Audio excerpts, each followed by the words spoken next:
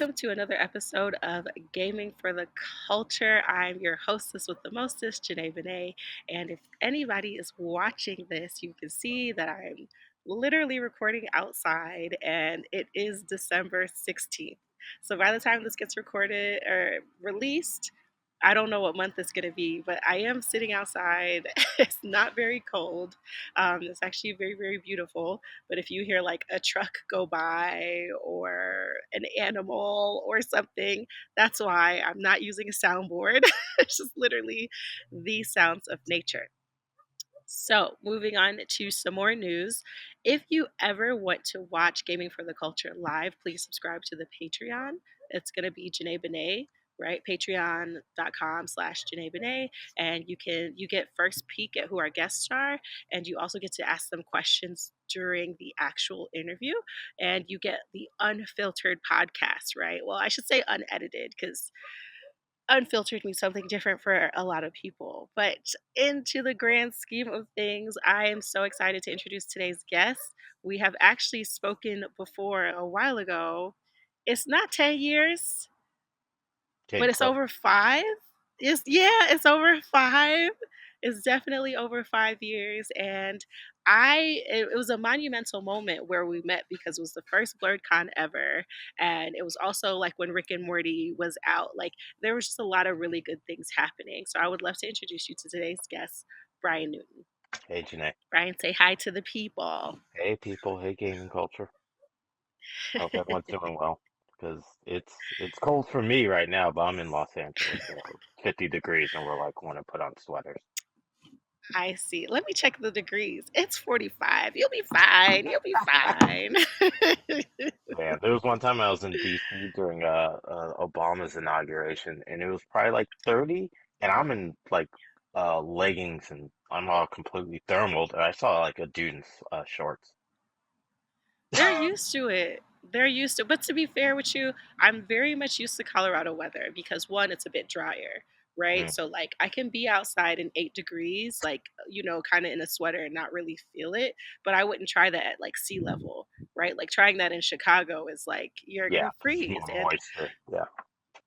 exactly. And I just came off of a year of living in Finland, so like it's a bit colder there too. So I'm kind of like, I'll take sunshine when I can get it, especially in the wintertime. Like they Yeah. have 24-hour sunshine during the summer, but during the winter, it's like catch it when you can. Like, Wow. That's that yeah. Nordic culture. You're just straight up just like, Mm, oh, we're gonna burn a fire. We'll burn the whole forest. Who cares? man, I love weather. It's so funny because I used to work at NBC 5 Chicago, and they always used to be like, "We need to talk about the weather," and I'm like, "Oh, so boring," but it really gets the people going. It really gets the It's people our going world. because yeah, you know what I mean? Like, it's like, because it's relative, it's really cold. Like, the other day when I was in Chicago, it was like 100% of rain. But 100% of rain doesn't even mean like 100%. It just means 100% like in that area at a certain time. And I used to think it was like 100% all day. But, anyways, I am good for broadcast journalism, but I never wanted to be a weather girl. But I'm always thinking about it in the back of my mind. Career option. So, Brian, I know a little bit about you, but what are your hobbies that led into your career? Oh, okay. So when I was growing up, I'd watch a ton of cable television cartoons. Some of my earliest memories was like being at my grandma's house and like Voltron would be on, the original Voltron. And That's also relative because when you were like cable cartoons, I was like, yeah, like Beavis and Butthead, but you said yeah, Voltron. So, yeah, Beavis and Butthead was on when I was like 10, and I still right. wasn't I was allowed like to watch it. 4. Yeah, yeah, it still was the show. I had to sneak to my friend's house to watch Yeah. it because my parents wouldn't allow it, and sometimes their Yeah. parents would allow it, so we had to sneak to another friend. But yeah, like I grew up on like the Flintstones, Voltron, Thundercats, He-Man, Ghostbusters, the real Ghostbusters, and all that crap. So for me, I just never stopped watching cartoons. So then when like the Cartoon Network came around, I was like, oh cool, 24-hour cartoons.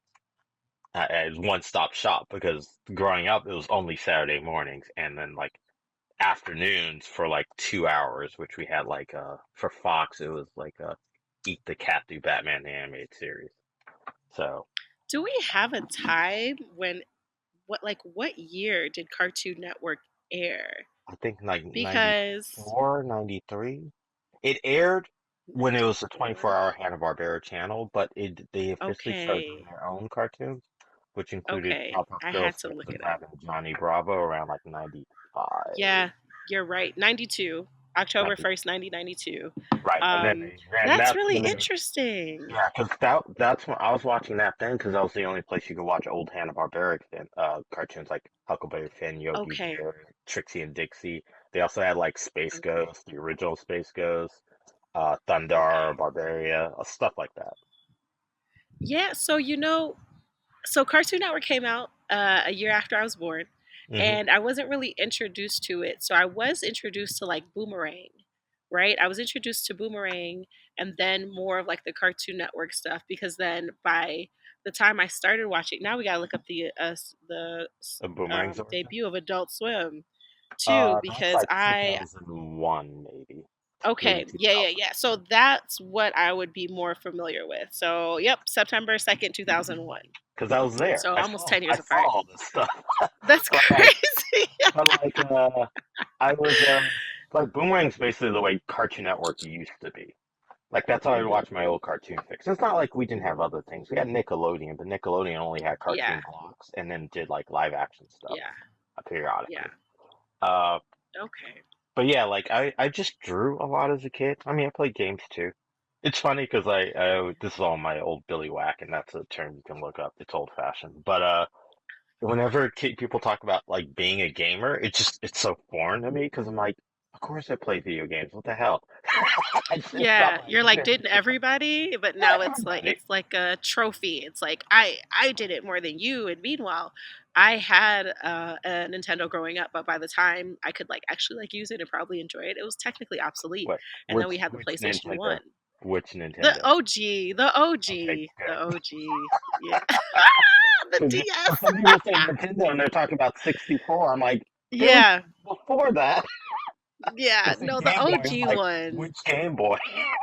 Yeah, lit look, yep. Because Yeah, my first Game Boy was the Game Boy Advance, and all I had was Madden. And you think I'd be a Madden fan, but I'm not. I was like, this is boring.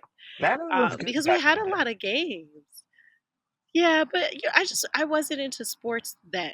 I was Yeah, into sports later, and then even then I didn't want to play it because I was reporting on it, right? So I kind of was just like, I'm all sports out right now. Then sure. what do I know about Blue 42 on the game? Like I don't want to run that. So you know, So there you go. that's how it kind of played out with like even Madden or like 2K because when you meet other gamers and they're only play sports games, like that was kind of the people I was being introduced to who were calling themselves gamers, and I was like, Mm. yeah, but like I want to play like Assassin's Creed and Uncharted and like God of War before it was an Yeah. RPG, so See, that's what's going to happen. such a They're going to difference. start separating themselves by genre. So it'll be like, I'm a sports gamer, or I'm a first-person shooter gamer, I'm a tactical gamer. It's like they're going to start. I play Cooking Mama. I'm a simulation gamer. Yeah, it's going to Because, yeah, happen. mobile gamers don't think they're real gamers, too. Like, Right. that's been a very big conversation. But I'm like, sis, you're at level 2000 in Candy Crush. You're a pro gamer, actually. Like, You're you could be in a tournament if you wanted to. yeah, you're like a top 20 percentile in the world, probably. Literally, Yeah. literally. That'd be crazy to have a Candy Crush tournament. I Yeah. might think about it. Because to I me, might think about it. that's the thing. It's like gaming's so ubiquitous. I'm just like, yeah. It's like I don't go around saying like, oh, I'm a televisioner. Nerd alert, more like ad alert. Let me interrupt you guys really quickly to tell you about this on the seat Spider Man edition chair. If you've never seen a Spider Man chair, here's your chance. Once again, one of my favorite chairs. I love a theme. As you can tell, right? I'm sitting outside, I'm doing an interview, we're talking about Invincible Fight Girl. Why not also talk about Spider Man, your friendly neighborhood gaming chair? Click on the link in the description to see about this review. Not only is there a video review, but there's also a written review on Tom's Hardware. Okay, Brian and Janae, take it away. Yeah, Of course, I that's watch Star true. Wars. Like, But yeah, Brian, here's the sad part, and I'll never forget it, right? Because nothing makes me want to stop talking to a person faster when they say they don't like movies. You hmm know? So like there are people I who are get just that. be like, I don't like movies. And I'm like, Yeah, what? they're And weird. then you I thought about it when you were talking about it earlier because you're like, yeah, I never stopped watching cartoons. I'm like, yeah, I love animation. And there are people who are like, I don't like animation, but you watch Right. the Boondocks. Like, you're not exclusive. Like, Yeah. it's still animation. Like, that's not like the exception. It's animation, bro. And so That reminds me. that is interesting. I was at a anime convention like probably like 2009, 2010, and I was standing in line behind these like young girls, and they were young at the time. They're probably like only like 10 years younger than me, but at the time I was Yeah. 27. And like they were saying like I don't watch cartoons, but then an anime convention. I'm like, anime's just Man. another form of cartooning. It's all the same Okay, principles. Brian, I don't want to get nobody in trouble. I'm gonna say Brian said that, and I didn't say that. Janae didn't say that. Brian said that. But He every takes a country is simple allowed to analogy. have their own Well, well, world of well, here's cartoons. how Like, I can easily dispel the misimplication of what okay, cartooning let's is. go. Cartooning comes from the toon strips of comics from like the early like late 1890s to the early 19th century or 20th century. Those are all comic strips. The god of manga is Tezuka, who did Astro Boy. That's all anime, dude. Yeah, yeah, Sorry, yeah, you like cartoons. yeah, yeah, Someone has to sit down yeah. and draw I that don't stuff. think there's anything. Yeah, that's very true, and I don't think there's anything wrong with that. I think it's just another false meter of maturity, right? To be Right. like, well, I only like the Boondocks, and it's like, but do you know it's satire? Yeah. like, Which is stuff like, I can see even like getting into like what qualifies as good anime or not. For example, One Piece. When I first read One Piece in like the early or mid 2000s, I was like, this shit's great. No one else was reading or watching it because like, oh, it's too cartoony. I'm like, are you kidding me right now? Because Dragon Ball had the exact same reaction in the States when it started coming out. Like older anime fans, like guys older than me, people older than me, they did not do Dragon Ball. They only did like Fist of the North Star, they did Ninja Scroll, they did Pat Labor, maybe even like Gundam. But it was like the mature stuff. Like Dragon Ball's too yeah, kiddie. But now look at all the yeah, people. yeah, Yeah. yeah. Especially in the black community, man. Black people love hmm them some Goku and Naruto. Yep. Black people love them some Goku and Naruto. And Latinos too, because like if you Yeah, to go yeah, to yeah, Hispanic communities, like fucking Dragon Ball's all over the place. Because they had it before we yeah, did. They had that in Saint Seiya. yeah. Oh, okay. Oh, and Saint Seiya. Okay, Yep. yeah. That's really interesting to me, and I love it. I think any reason to bring people together over like a media, because like I really like, before they started throwing around terms like himbo, I was like, Mhm. I really like Goku. And I'm like, who doesn't want to get strong? Because that's me, right? Like, there's that meme. And I think it's the Dragon Ball Abridged where it's like, or wait, or was it Powerpuff Girls? And it was like, niggas think I'm fighting to save the day, but really, I just like to fight. Yeah. That's my genre of anime, Yeah. of cartoons. That's what I want to That watch. That's that's what I want to Goku's watch. that's Goku's original character. That thing we get misrepresented a lot because of the initial version dub and from Funimation, from like in the late mid Yeah, '90s. He's like he wasn't a it's hero. good. He was just there to like compete and challenge himself, which you get in early Dragon Ball. Yeah. But then we kind of get like, oh, he's beating bad guys, and like that's just happenstance.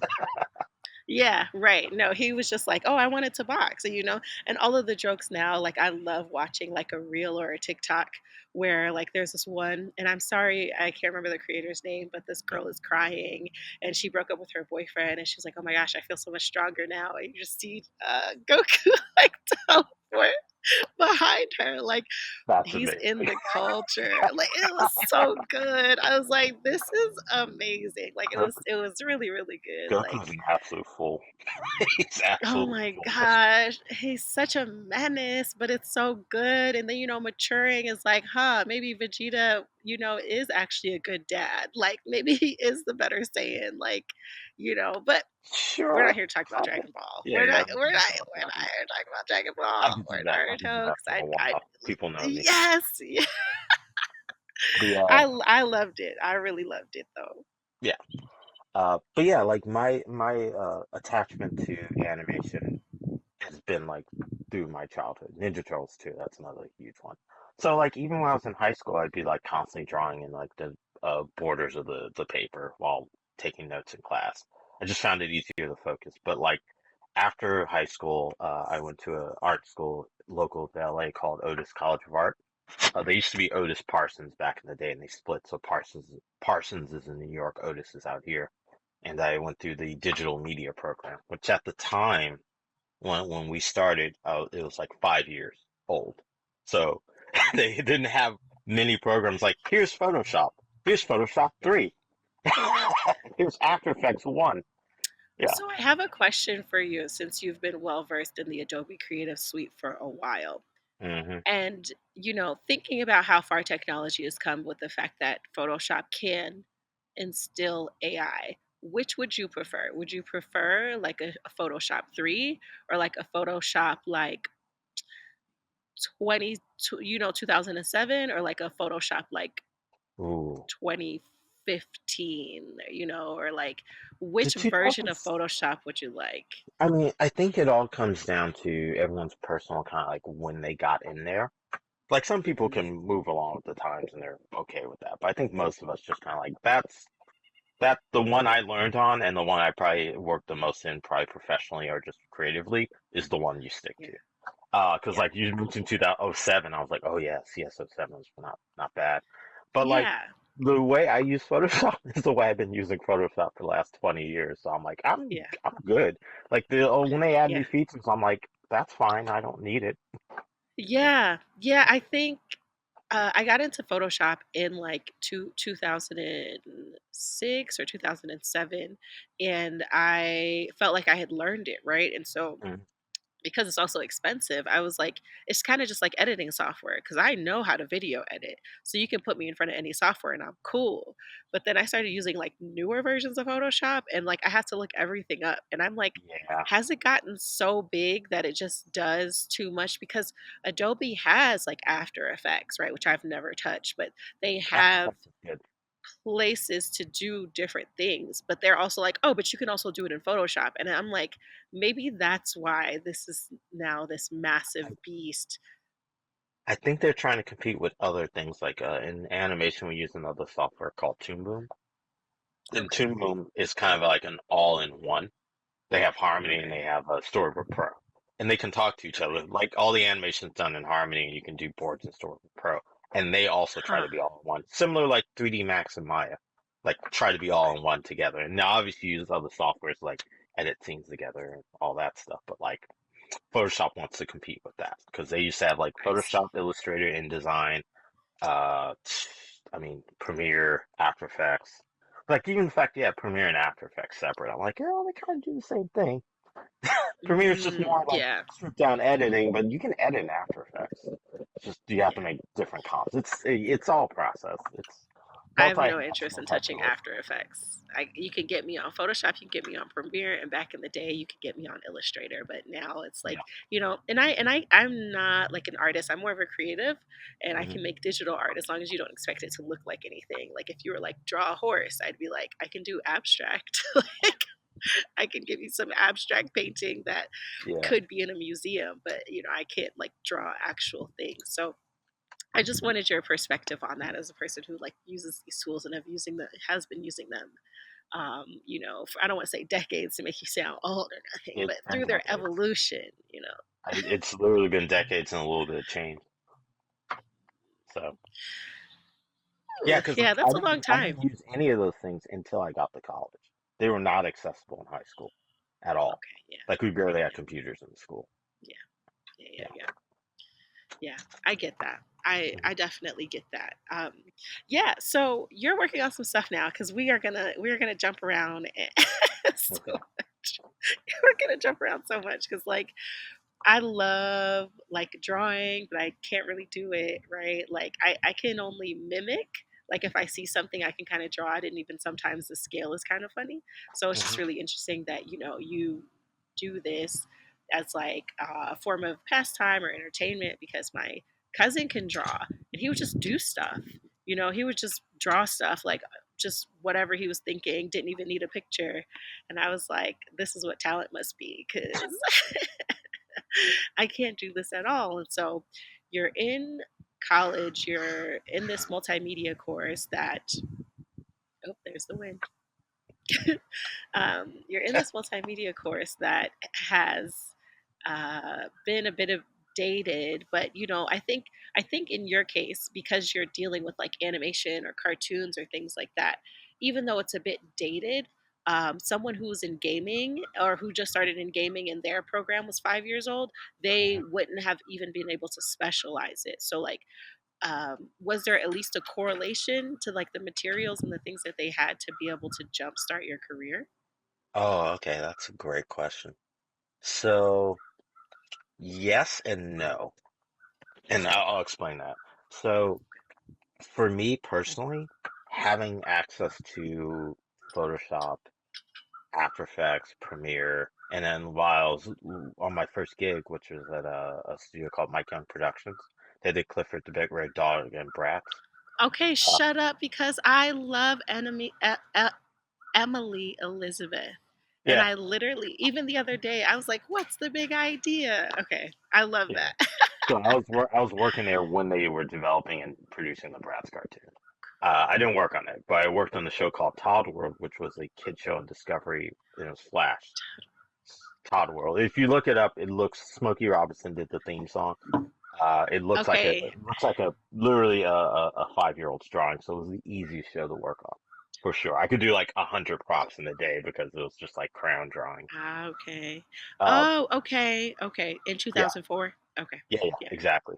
So that was my first gig, and I learned Flash on that gig. So learning Flash and also knowing Photoshop and other digital programs gave me a leg up that like senior artists didn't have because like a lot of the artists who I worked with when I started were people who worked through the 90s and the 80s, and they could do everything traditionally on paper. And so like I came into the industry at a very interesting time because we're still transitioning off paper, so a lot of the things we were doing in the studio were still like things we were done in the 90s, like X sheets, um, storyboard on paper, scanning files and sending files to FedEx. Like we'd send whole like storyboard reams and like send it to the overseas studio and have to be sent to FedEx and get there.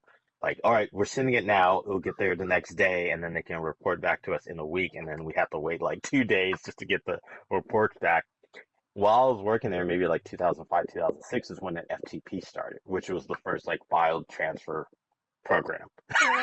So it was like, Okay. oh, now we can start sending files, but you can only do like 500 gigs or something. Not even gigs, sorry, like 500 kilobytes or some shit like that. It was Yeah, very small. yeah, You couldn't even do like a yeah, terabyte or a gigabyte yet. So yeah. that's why I say yes and no. So for me, it was like having that extra level of digital kept me in because I was valuable. They're like, oh, this kid knows things that the senior artists don't know, so we can keep them involved in that. But I wasn't doing everything because literally I had my directors, the supervisors, and other artists who I would just go off of their work. They were the more experienced and they were more valuable because they actually had the pen work to the map. So the technical skills didn't matter as much. They had the experience. That's pretty cool. So Hmm. you've always been doing the artist side of production, but now on your current project, one Hmm. that I am really like excited about, and when I saw it, I was really excited about it. And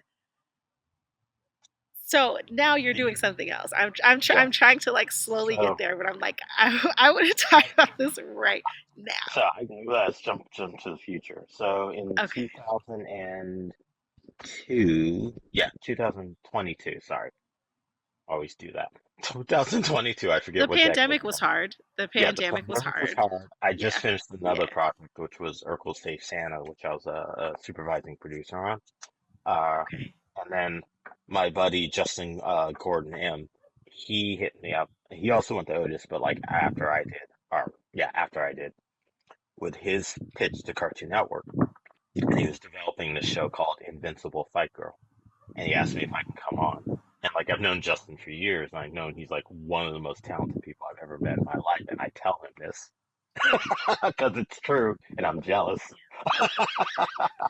So Justin has this brilliant idea about this wrestling show that he wants to do that's like just straight up anime. More so specifically, not just the look of anime, but like the actual story structure of how like Japanese production operates. Usually based on manga formats where it's like shonen style. So he So, pitches. do you think that because you had been with Cartoon Network, right? You Mhm. were doing Rick and Morty. Were you doing any That's other Adult Swim Cartoon Network? technically. Oh, Yeah. sorry, Adult So Swim my under Warner first Brothers umbrella. yeah. My first time, everyone does that. It's okay because they're all in the same network. Uh, the first show I ever worked at Cartoon Network was Outage. Sorry, uh, Foster's Home for Imaginary Friends. I worked Okay, on the because I didn't know imaginary that. version of Because I love them too. You cannot meet me and never hear a cheese line. Like, I love I was there before cheese. cheese got introduced. we Oh did my we did a gosh. I kind of did like a guest spot for animation on the Halloween episode where like they're turning to zombies. I remember that bit. Yeah, So I yeah. was there for like 2 weeks on Foster's before I went over to the other show I was hired on, which was called Out of Jimmy's Head, which was like a live action animated thing. So we did like the cartoons on Okay. top of the cartoon, the live action film, which happened right during the first writer strike in '06.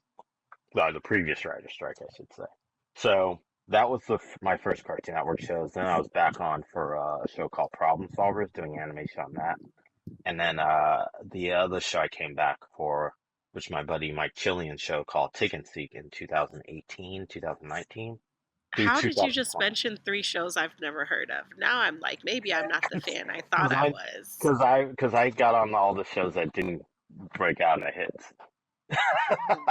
Like I don't Well, know, Jimmy's Head, obviously forgettable because it was like when Cartoon Network was trying to do their Cartoon Network Reel, which they want to do like live action stuff on Cartoon Network. I'm like, that's a mistake, but a agreed, because you're job's a literally job. called Cartoon Network. Yeah. Right. I'm like, but a job's a job. And if it Hello. gets me in That the check door is at going the to network, clear it got every me in the door time. at the network. Yeah, and I was doing cartoons, so it's not like I'm still doing animation. Um, and then like Problem Solvers was like very much like an indie show, which had the most ridiculous art style. And like I'll tell you a real quick story behind that was like I was just finishing up doing a development over at Disney for a thing that never materialized, but I had two choices on two shows, and I was going to be doing animation in Flash. One was another show called Good Vibes, uh, and another show was a Cartoon Network show called Problem Solvers, and they were both paying the same. So when I did the interviews for both, and I was like, Good Vibes looks like The Simpsons with a ton of characters. That's going to be a lot of work. And I looked at Problem Solvers like this looks like early Icebox level Flash animation from like the late '90s. I'm doing that because it's gonna be a lot easier, and it was Okay. super easy to animate. And like, yeah, the show looked like had a very like gross and out there art style, but that's the point. And after the first season, we got really funny because like the studio stopped paying attention, so you could just make all the Yeah. jokes you want. So like, is if the that first is that how that works? Okay, that's sometimes. good to know. Yeah, so like I would say if you can't stick around for the first few episodes of Problem Solvers, go like halfway through, maybe like the last four, and check those out. And like, no, this is a funny show because no one Yeah, cares that's anymore. good to know. Yeah, but like That bouncing around, that you bounce that's around often on on shows and studios when you have a career like this. okay. I was Yeah. wondering if you already have a depressive resume and getting onto Invincible Fight Girl. I was wondering if that like helped it push. Like if they were like, "Oh, we know someone," Like I'm Well, not sure if this was his first I pitch to I Cartoon Network. don't know, because like Justin already had a pretty impressive resume himself. Like he was on Okay. he did the Pixar internship right out of college, and he was on like the Peanuts movie. I think he was on Hotel Okay. Transylvania, and he was writing and I think directing on DC Superhero Girls. And after that, he was the story editor on My Dad the Bounty Hunter. So maybe that's what probably helped him more than anything, I would say, to finally get his Cartoon Network show pitching. And also, he's like a great artist and a great writer, so like they would be crazy not to get this guy a Yeah. show. So if anything, maybe just me being attached to it, it's like okay, he's a senior level because you're like I've been directing on Rick and Morty and like other shows like Teen Titans Go, so it's like okay, he's a known entity. and we can pair them together and probably be all Yeah. right. Because like Justin's the showrunner and like executive, and I'm just kind of like the supervising producer. When he comes up with ideas, he and I will often talk it out, probably like hone in on the story, and we hire the writers and we do a little writers room together. And usually I'm just there to kind of do some extra sketches and throw out some like crazy ideas, which I got to do on this show.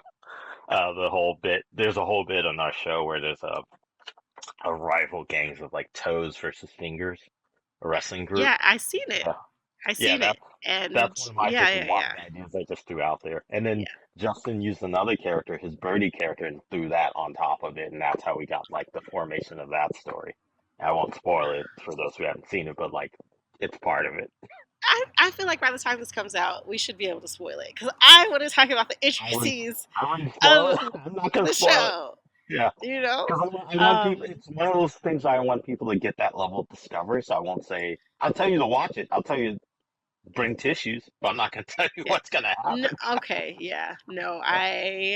I like so I had an opportunity to watch it on like a projector on like a very big screen. So I was like fully immersed, you know. So I'm like listening to the music, I'm watching the effects. I'm just like, golly, you know, and like the whole like hiding wrestling from like her parents, and then you know Oh like what are yes, they gonna Andy. think of me, and then you know like actually going out into the world and trying it, and obviously everything has to go wrong.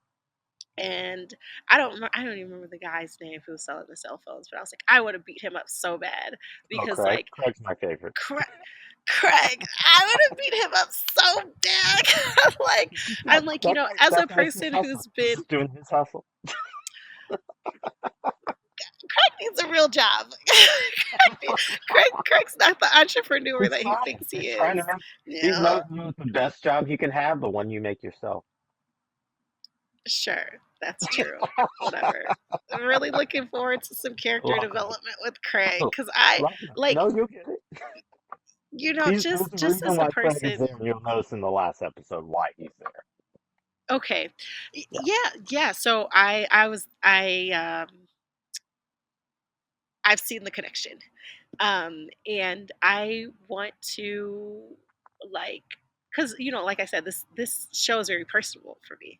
Um, Personal, and it's like I really want us to be a wrestler. Like literally Mhm. once a week I try to convince my sisters to be wrestlers. I'm like, because Jade Cargill, who's Jamaican, who went from AEW to WWE, I'm like, Uh, she's doing it for the culture. You guys should, because they're my sisters are pretty strong girlies. Like they're hmm just very strong, and I just didn't get those genes, and so I'm a bit jelly. So I'm like, uh, I'll just be your manager.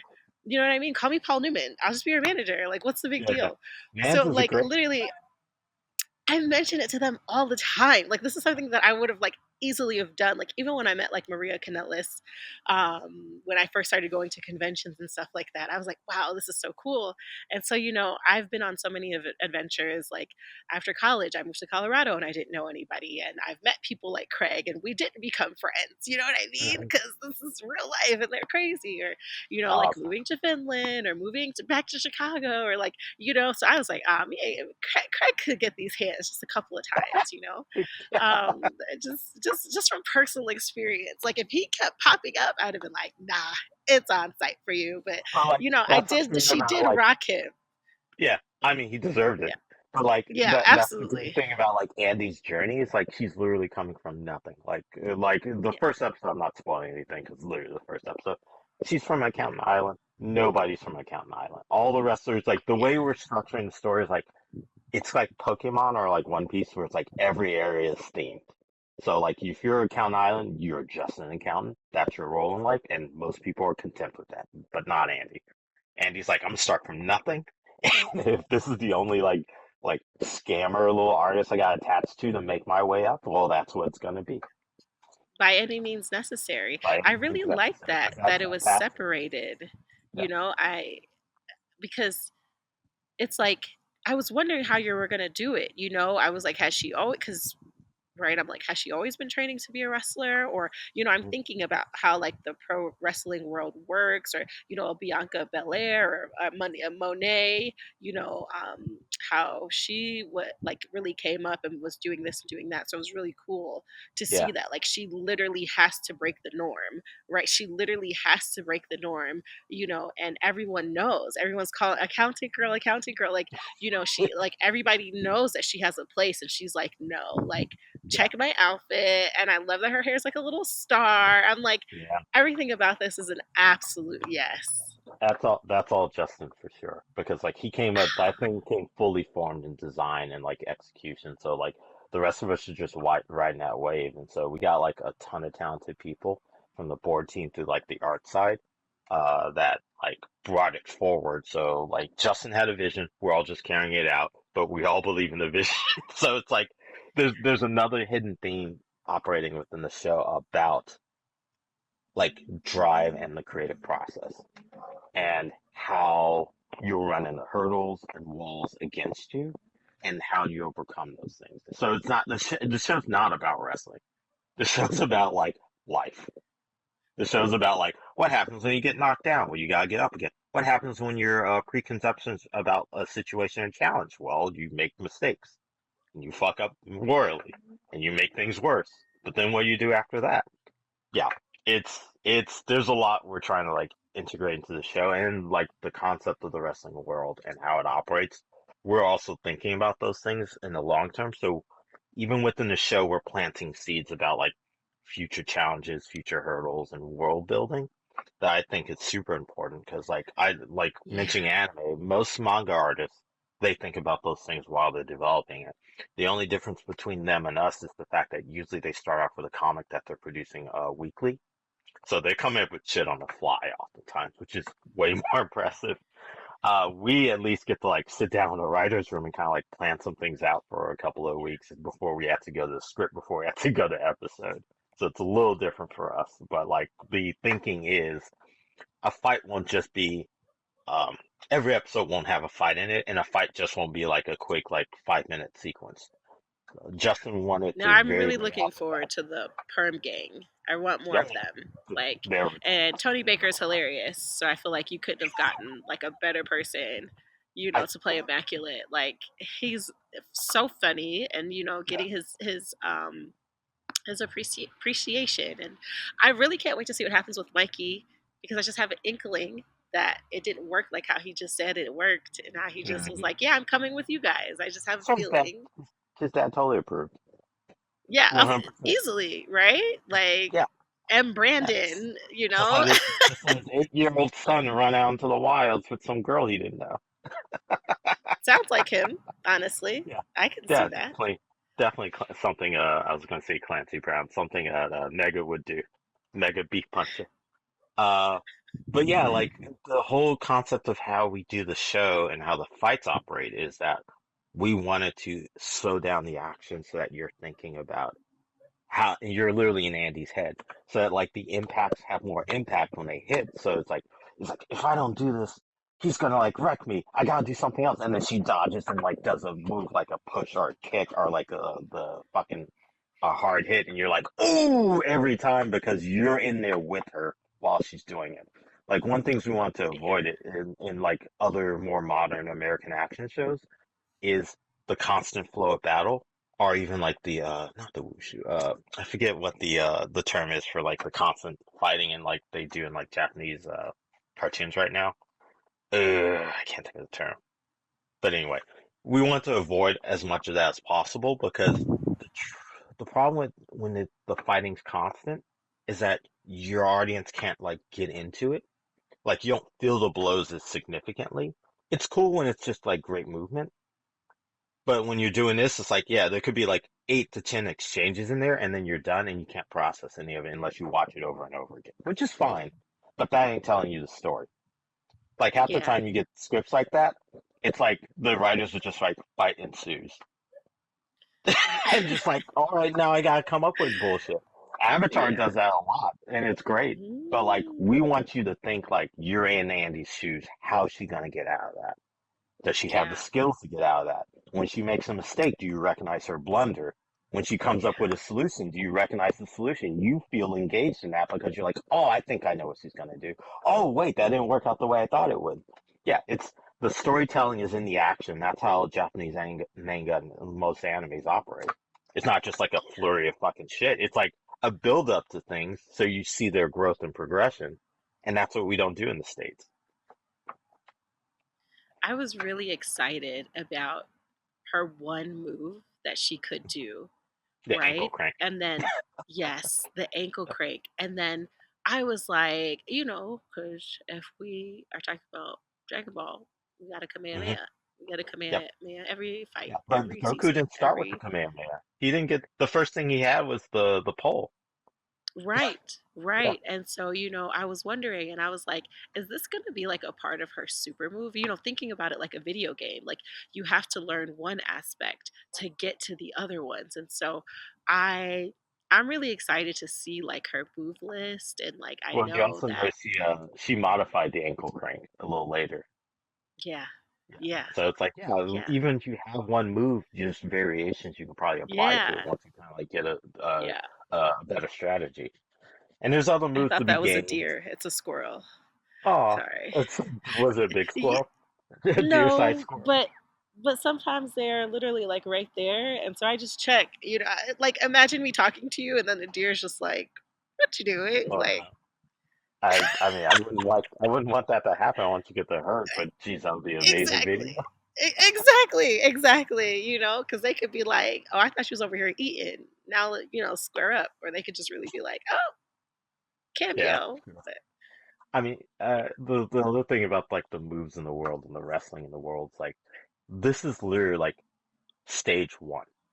Speaking of video games, yeah, it's literally like yeah, stage one. Like, don't expect to get all the answers in the first 5 to 20 minutes of the game. That's not a very long yeah, game. That wouldn't be very satisfactory. Like, I love RPGs, and one of my favorite things about RPGs is the length of time it takes to get them. I always say, like, the more time you put in the game, the better the ending better be. So it's like, if it's a 90-hour game and a 2-minute ending, I'm gonna be pissed. Yeah, yeah, I spent that is 90 hours. Give funny. me a fucking hour for that ending. Yeah. Yeah. I get a bit antsy when it has to be an hour ending, but I get why. Like, let's wrap it up. If it ended the way I wanted it to end it because I'm anxious, I would be like, this sucked. But because there is like love and care in Yeah. it, I you, appreciate it you much more. gotta you gotta wrap up all the loose ends, make it very complete and solid. Because obviously, unless you plan like a franchise, you're not gonna do another one. It's like this is all the story I need to tell. So Yeah. I Yeah, that's appreciate very when true. stories do that. Yeah, it's like let the artist cook, let the creators like get down all their ideas, and you can move on to other ideas or like double back to this if they feel like it. So ideally, Fight Girl goes on long enough that we get to tell all the ideas we want to tell because we do have an Yep. ending. We do have plans in mind for like how high Yeah. she goes and what all like the mysteries that are going to be involved. Because think about it, you don't even know anything about Amp. The rule I give to the board artists because they also don't know all the story elements. That's just like something a Yeah. few of us know. It's just keep Amp shady. What happened to her? Why she Okay. quit wrestling? Yeah. Yeah, yeah, Yeah. yeah. No, because the How people did want to she get know. into wrestling? Yeah, yeah, the Yeah. people want to know. Me, I'm the Mhm. people. I want to know. Like she's definitely been my favorite so far, right? Yeah, Like me too. She's a little Yoda. she's great. Yeah, right, cuz you got to do when they're young, they're super tall, and when they're old, they shrink back to like toddler size. But Yep. yeah. Yeah, yeah, yeah. There's a lot to that, and hopefully we'll get there maybe in like 3 seasons. The way we have it planned, maybe we'll get more on P out of that in the next season or two. But like, yeah, there's tons of mysteries we got going on in the background if you're paying attention. It's not it's a silly cartoon show, but like it's thoughtful that we're It's thinking about like, yeah. well, how does this world operate and like all the ridiculous like the GWC and their satellites. Like who runs the GWC? What? Like, Yeah, how they get these and satellites? I'm thinking they're gonna recycle the ring, and they're like self destruction. I was like, No. what a waste! Yeah, What a those are waste! products. They can't leave those Yeah, things around. Yeah. yeah.